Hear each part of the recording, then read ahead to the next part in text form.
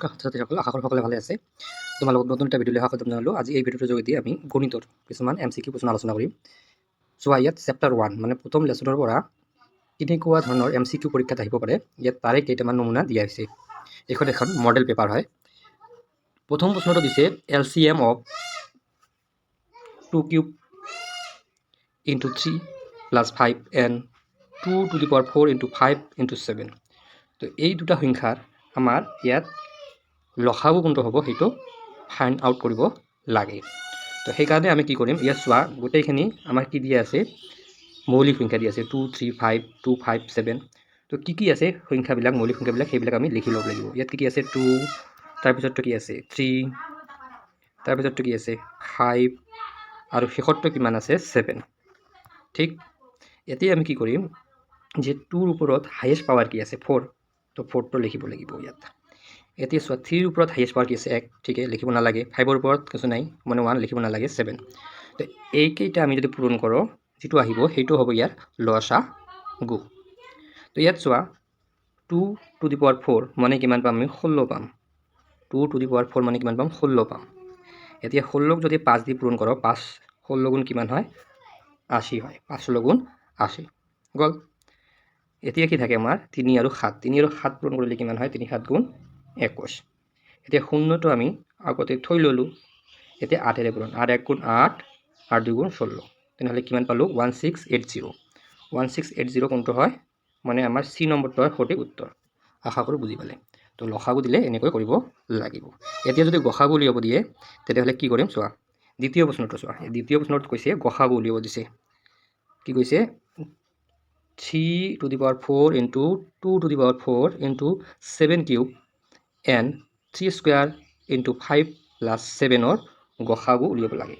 তো গসাগু উলিয়াবলৈ গ'লে আমি কি কৰিব লাগিব চোৱা, ইয়াত প্ৰথমে প্ৰত্যেকটো কি আছে আমাৰ মৌলিক সংখ্যা আছে। তো ইয়াত নীল থকাবিলাক লিখিব লাগিব। তো ইয়াতো 3 আছে, ইয়াতো 3 আছে, সেইকাৰণে 3 লিখিব লাগিব। তাৰপিছত চোৱা ইয়াত 2 আছে, ইয়াত 2 নাই, দ্বিতীয়টোত 2 আছে, তৃতীয়টোত 2 নাই, তো ইয়াত 2 লিখিব নালাগে। ইয়াত কি আছে 7 আছে চোৱা, আৰু দ্বিতীয়টোতো 7 আছে, তো 7টো লিখিব লাগিব। এতিয়া 3ৰ ওপৰত লোৱেষ্ট পাৱাৰ কিমান আছে চোৱা, লোৱেষ্ট পাৱাৰটো লিখিব লাগিব। আগতটোত কি লিখিলোঁ হাইয়েষ্ট পাৱাৰ, ইয়াত কি লিখিম লোৱেষ্ট পাৱাৰ। লোৱেষ্ট পাৱাৰ লিখিম আৰু একে থকা সংখ্যাবোৰ ৰাখিম। তো লোৱেষ্ট পাৱাৰ কিমান আছে 2, ইয়াত 2 হ'ব, আৰু 7ৰ ওপৰত লোৱেষ্ট পাৱাৰ কি আছে 1 আছে, 1 লিখিব নালাগে। তো 3 স্কোয়াৰ মানে কি 9 into 7, তো 9 7 গুণ কিমান হয় 63, 63। তো ইয়াৰ গসাগু কিমান হ'ব 63। আশা কৰোঁ বুজি পালে। এনেকৈ উলিয়াব লাগিব। এতিয়া চোৱা, এতিয়া আমাৰ ইয়াত 3 নম্বৰ অংকটো সেম আমাক গসাগু উলিয়াব দিছে। সেইটো তোমালোকৰ হোমৱৰ্ক কৰি কমেণ্ট বক্সত উত্তৰটো দি দিবা। এতিয়া চোৱা কি কৈছে, গসাগু দিছে দুটা সংখ্যাৰ 420 আৰু 189ৰ গসাগু দিছে কিমান 21 আৰু লসাগু উলিয়াব দিছে। তো আমি এটা ফৰ্মুলা এইকাৰণে আমাৰ মনত ৰাখিব লাগিব। সেই ফৰ্মুলাটো হৈছে কি, দুটা সংখ্যাৰ পূৰণফল ইকুৱেল টু লসাগু পূৰণ গসাগু। এই ফৰ্মুলাটো মনত ৰাখিলে আমাৰ হৈ যাব। সংখ্যা দুটাৰ পূৰণফল সমান সমান লসাগু পূৰণ গসাগু। তো ইয়াত কি দিয়া আছে আমাৰ গসাগু দিয়া আছে, লসাগু লাগে। তো আমি সংখ্যা দুটাৰ পূৰণফল কৰিম, মানে 420 পূৰণ কৰিম 189 আৰু ইয়াক কিহেৰে ভাগ কৰিব লাগিব, আমাৰ গসাগু কিমান দিয়া আছে 21 দিয়ে ভাগ কৰিলে আমি লসাগু পাই যাম। তো 21ৰে ইয়াক ভাগ কৰিলে কিমান পাম আমি 20 মানে 20 পাম।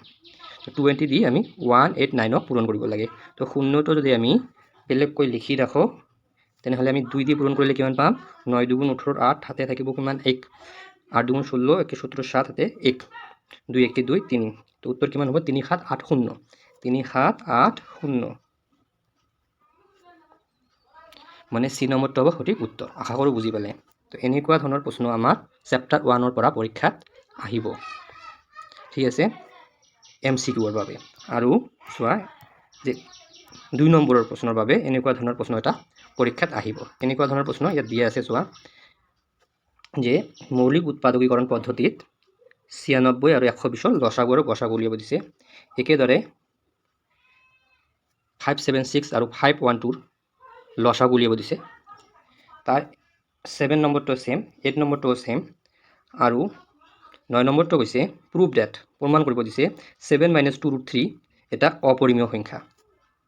গিভেন ডেট √3 ইজ দেওয়া আছে কি √3 একটা অপরিমেয় সংখ্যা। ঠিক একেদৰে 8 + 5 × √5 এটা অপৰিমেয় সংখ্যা বুলি প্ৰমাণ কৰিব লাগে।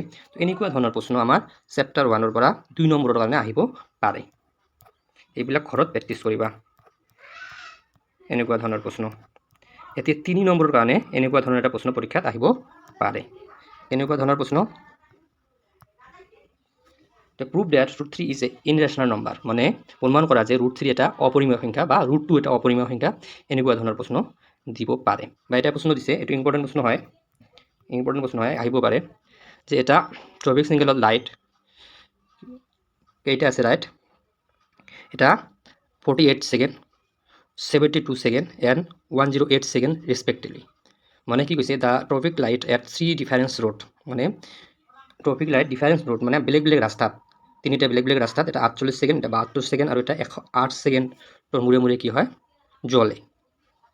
ইফ দ্য চেজ ষ্টিমুলে কি হয় 7 AM, at what time will they চেজ টুগেদাৰ। তো একেলগে যদি 7 বজাত কি হয় চেজ হয়, তেনেহ'লে নেক্সট কেতিয়া চেঞ্জ হ'ব। সেইকাৰণে কি কৰিব লাগিব, LCM উলিয়াব লাগিব। 48, 72, 108ৰ LCM উলিয়াই সেকেন্ডৰ দি আছে, যিমান LCM পাবা সিমান সেকেন্ড পিছত কি হ'ব 7ৰ লগত যোগ কৰিবা, বা এইটোক মিনিট বা ঘণ্টাত কনভাৰ্ট কৰি 7ৰ লগত যোগ কৰি উত্তৰটো পাই যাবা। তেনেকুৱা দিছে আমাৰ √3, √5 এইবিলাক অপৰিমেয় সংখ্যা বুলি প্ৰমাণ কৰিব লাগে। কেই নম্বৰৰ কাৰণে, 3 নম্বৰৰ কাৰণে এনেকুৱা ধৰণৰ প্ৰশ্ন এটা আহিব। এইটো হ'ল আমাৰ চেপ্টাৰ 1। চেপ্টাৰ 1ৰ পৰা এনেকুৱা ধৰণৰ প্ৰশ্ন আহিব। পিছৰ ভিডিঅ'ত আমি চেপ্টাৰ 2ৰ পৰা কেনেকুৱা ধৰণৰ প্ৰশ্ন আহিব আলোচনা কৰিম। ধন্যবাদ।